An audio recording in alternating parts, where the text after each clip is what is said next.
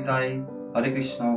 আজ আমি আপনাদের সামনে শ্রীমদ্ ভগবদ গীতার প্রথম অধ্যায় থেকে কয়েকটি শ্লোক পাঠ করে শোনাচ্ছি।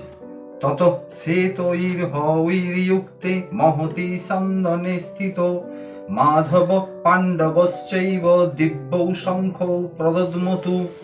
অন্যদিকে শ্বেত অশ্বযুক্ত এক দিব্য রথে স্থিত শ্রীকৃষ্ণ ও অর্জুন উভয়ে তাদের দিব্য শঙ্খ বাজালেন। পাঞ্চজন্যং হৃষিকেশ দেবদত্তং ধনঞ্জয় পৌণ্ড্রং দদ্মো মহাসংখ্যং ভীমকর্মা বৃকোদর।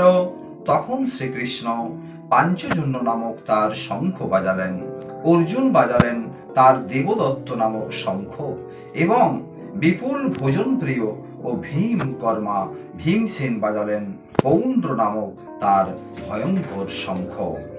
অনন্ত বিজয়ং রাজা কুন্তিপুত্র যুধিষ্ঠির নকুল সহদেবস্য সুঘোষ মণিপুষ্পকৌ কাশ্যশ্চ পরমেশ্বাস শিখণ্ডী চ মহারথ ধৃষ্টদ্যুম্ন বিরাটশ্চ সাত্ত্বকীশ্চ পরাজিতঃ দ্রুপদো দ্রৌপদেয়াশ্চ সর্বস্ব পৃথিবীপতে সৌভদ্রশ্চ মহাবাহু সংখ্যান্দুদ্মো পৃথক পৃথক।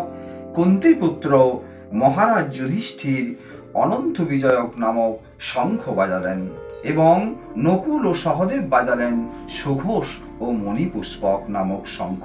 হে মহারাজ, তখন মহান ধনুর্ধর কাশীরাজ, প্রবল যোদ্ধা শিখণ্ডী, ধৃষ্টদ্যুম্ন, বিরাট, অপরাজিত সাত্ত্বকী, দ্রুপদ, দ্রৌপদীর পুত্রগণ, সুভদ্রার মহাবলবান পুত্র এবং অন্য সকলে তাদের নিজ নিজ পৃথক শঙ্খ বাজালেন।